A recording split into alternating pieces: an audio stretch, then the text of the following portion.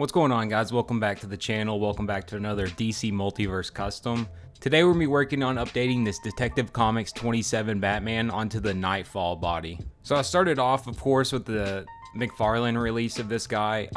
My whole point in this is I hate that Three Jokers body. It's just too big and the chest looks weird. I just don't like it at all. But I really like the Nightfall body, and with the Dick Grayson Batman with the painted on logo, it's so much easier to do customs like this, and so I'm trying to switch over all my Batmans onto this Nightfall body. I think it's the best body they have in DC Multiverse by far. I started off this whole process by just trying to remove that logo from the Dick Grayson Batman.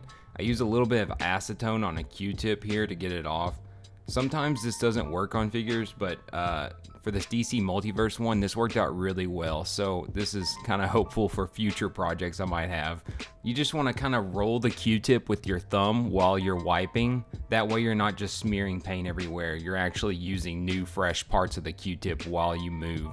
And make sure to replace your Q-tip quite often while doing this, so that way you don't smear the paint. After that, I was all in and decided to go ahead and take these guys completely apart. The arms pop off really easily, but the rest of the body you need to heat up. This time I went with the blow dryer just because I wanted to try to get this done in one day. Usually I like to use hot water so it's more even distributed the heat, but a blow dryer works just as well too. But you can see after heating him up a while, everything just pops off pretty easily. And originally I was going to just try to switch the belts around. That way I wouldn't have to take the legs off or anything. And that way I could just keep the original trunks on the Dick Grayson Batman, and I know they fit right and everything. But once I heated up these trunks and got them actually coming apart, I realized that I knew this probably would not work out because the belt is glued so close to the top of the trunks that while I was pulling it apart, it was just ripping the trunks super bad. I probably could have salvaged this by just using more heat while I was doing this, but that glue was really just pulling away the top of these trunks. So I just kept heating it up and keep trying, and eventually I realized how much damage I had done to these trunks and that they probably would not work out. So I just went ahead and took the legs off of both of these guys. For taking off the legs, it's a little bit more difficult than the rest of the body. I like to use a butter knife and just kind of jam it in there where it's connected to the actual, I guess, groin articulation piece is what you'd call that. But if you just jam it in there in that gap, once you heat it up, you can really just pop it off pretty easily like that. After doing that, I decided to just switch apart these groin pieces. That way I know the trunks will fit on perfectly onto this Dick Grayson Batman. But I could just slide those trunks onto that piece, and these actually worked out way better than I thought. I think that belt is just so bulky that it looks fine regardless. But after that, just reheated up the legs and you can just tap them back in. With this though, I like to take the butter knife while it's still hot and just kind of push that back on there just so I know this isn't going to pop off anytime in the future. You can also kind of wiggle it back and forth to make sure it clips in, but once I got that back on, I can put the body back together, and it looks pretty good at this point. The only thing that was bugging me was I hate the cape from the Dick Grayson Batman. It's just too narrow, I think. I guess 27 Batman had a bigger cape, and I really wanted to switch those capes out, which turned out to be a real big pain, but maybe it wasn't worth it in the end. I don't know, but I did it anyways. So I just heated up 27 Batman and pulled off this neck piece that was covering the cape. That way I can get the cape off. And this thing was just full of glue. I don't know how they attached. Well, I do know how they attach this. They just dump a bunch of glue in there and stick it together. But luckily the cape wasn't damaged in this process, so I was happy that my efforts weren't in vain here. You can see the cape just has this copper wire running through it. It's exposed here at the front. It just runs all the way down the front. Which is fine. It's fine enough. It's about as good as some of the capes you'll get for cheap on eBay, so there's definitely some use there. But the Dick Grayson Batman, this neck piece was just attached so, I guess, well. I guess you're never breaking this off, which you're not meant to, but man, there was so much glue in there, and these pegs are so thick on the inside that held it on there really well. I ended up just having to take that butter knife and slowly try to pry it apart. And once I get that apart, you can see how this is pegged on there. And those are just so thick that it's hard to get the glue to unstick from them. But I destroyed the cape in this process, but this is how it attached. It goes in between those two big pegs and just runs down like the other one. So that's why the cape doesn't ever actually go in front of him. It's just attached to the middle, so it can only go to the middle, if that makes sense. But I knew these pegs would have to go, so I just started trimming them away with this flush cutters. And then I just worked my way around the back very slowly. I did not want to mess up this neck at all. So I took my time and really went slowly here so I didn't end up damaging anything. Then we can move on these gauntlets, which are super easy. I just heat them up with the blow dryer and I could just peel them off. Thinking back on it now, maybe I should have kept those in and just snipped the fins away and I could have used those. I definitely destroyed one of them trying to get it off. So also I need to switch out these ball joints. So I just went ahead and removed these two. Or these wrist joints. The hands don't fit on the Dick Grayson Batman, so I knew I'd have to use the one from the Detective Comics 27 Batman. But you can see here my plan is to just glue this wire down on the front, and then I can just later use the neck piece to hold it down completely. So once I glued that wire down on the front, I tried to fit that neck piece on, and of course it did not fit well at all. There's a lot of extra material in there, so I had to Dremel away most of the inside of this neck. I just took out as much material as I could here. But once I removed most of that material, luckily I didn't mess anything up, and I can just repaint this front part where you can see the gray poking through. But I heated that up just so I get it to fit really well, and then I just pushed that onto the body while it was still pretty hot. That way I could get it kind of mold to the area I want to glue it down to. So I just heated that up, stuck that on there, and then held it there until it cooled off. And eventually after it cooled off, I could let go and it would stay like it was before. So then I followed the McFarlane tactic here and just dumped in a bunch of super glue. Just put a ton of super glue in here to try to hold it down. And then I could just squeeze that on there, hold that till it dried a little bit, and then let that dry for a few hours. I don't think I got this perfectly straight, which was kind of annoying once I realized, because I couldn't take it back off after this without ruining everything, but it looked fine enough, and I can fill in that gap with some epoxy sculpt later where you can still see the wire and just repaint that black.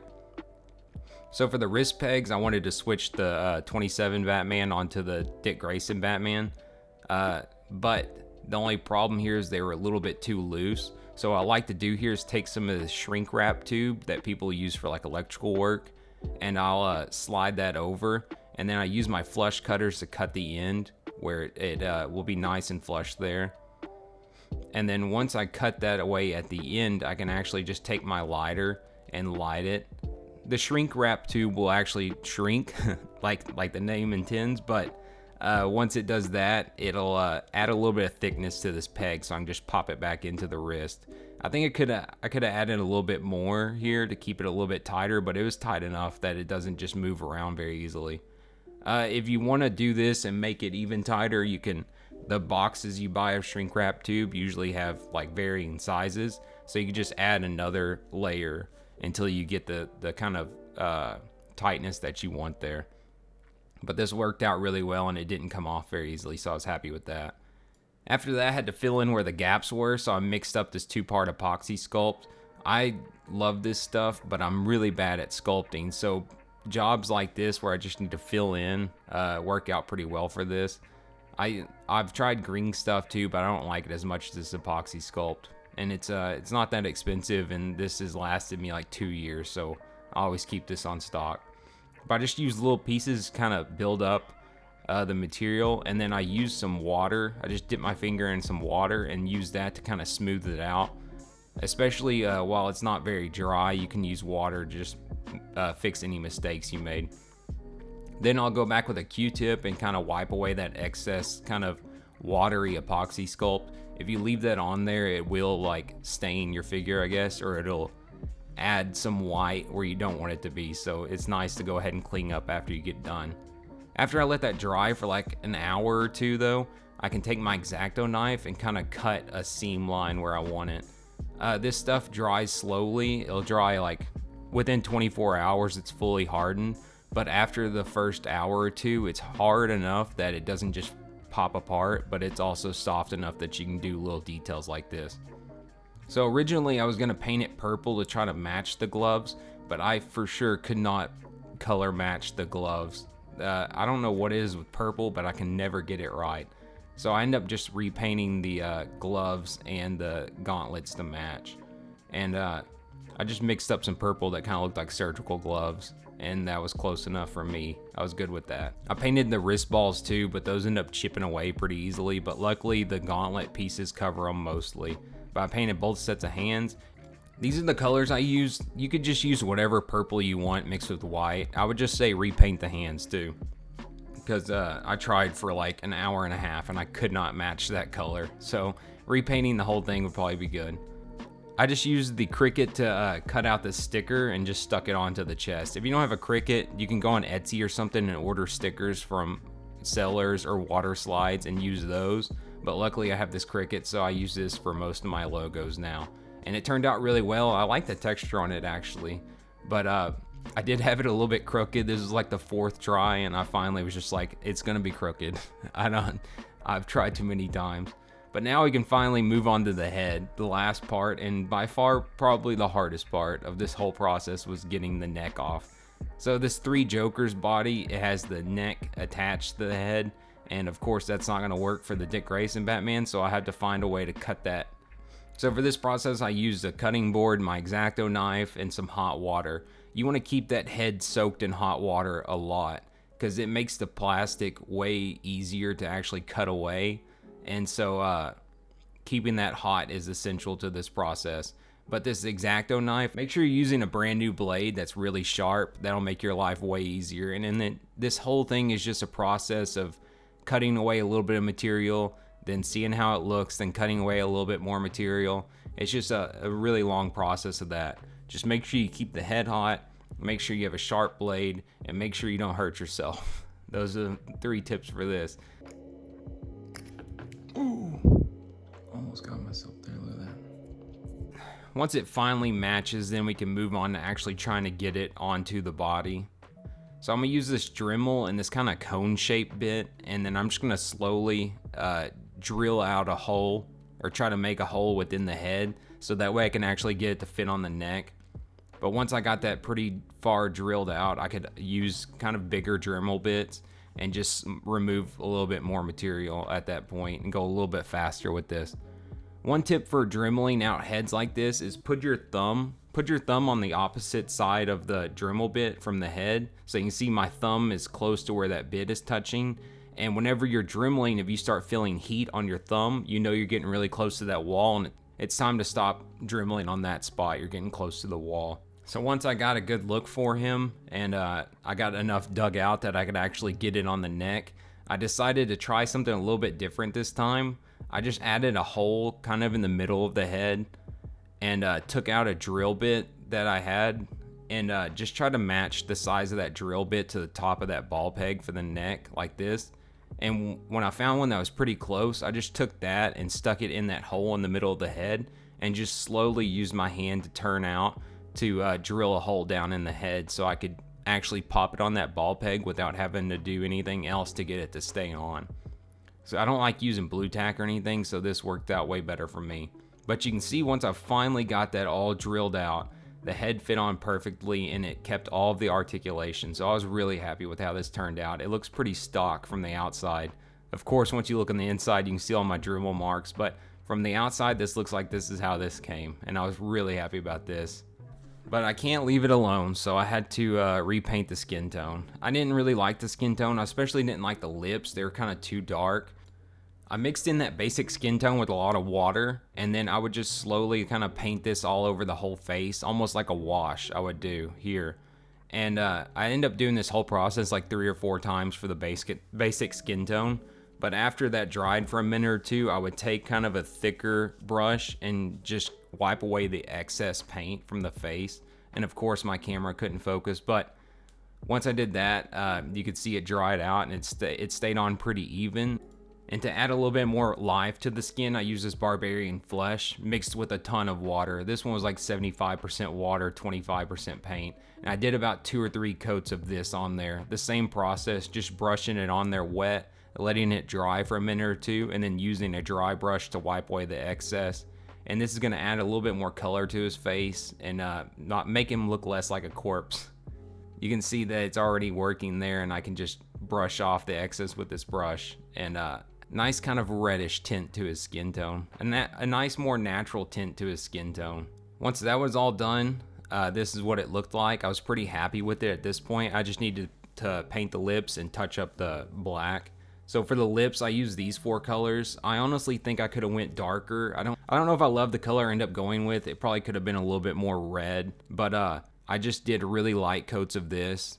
For the lips, you're not really painting as much as you're trying to like tint that skin tone. So I try to do really light coats, really watered down coats over the lips, and do multiple coats of that until I get a color I like. You don't want to ruin your skin tone here at the end. But that's what it looked like after I got the lips painted on. Like I said, I probably could have went a little bit darker here. I was overall pretty happy with it. And I went with this gloss varnish and painted over the eyes and the lips. Oh, also I touched up the cowl where I'd painted over as well. I forgot to film that. But this gloss coat, I did about 1 coat on the lips and probably 2 or 3 over the eyes. You don't want the lips to be too glossy, just enough to really kind of stand out. But the eyes, you do want to be really glossy, and you want to make sure not to get any of this gloss coat on the black part. It'll look weird if you put too much on there and get it on the black. But that's about it for this guy. Here's all my glamour shots. If you want to see more pictures or anything like that, you can check out my Instagram. I posted him already. I'm really excited about how this turned out. That bigger cape is so much better too. I really hope they move forward with kind of giving them a little bit bigger capes in the future. It's so much more dynamic and adds so much more like personality to him. But here's my collection of Nightfall Batman bodies, I guess. I got one more in mind. I want to do a Neil Adams Batman. So if you want to see that in the future, make sure you're subbed to me here. Thanks a lot for watching. Let me know what you think of this guy down in the comments. But thanks again, and I'll see you guys next time. Bye.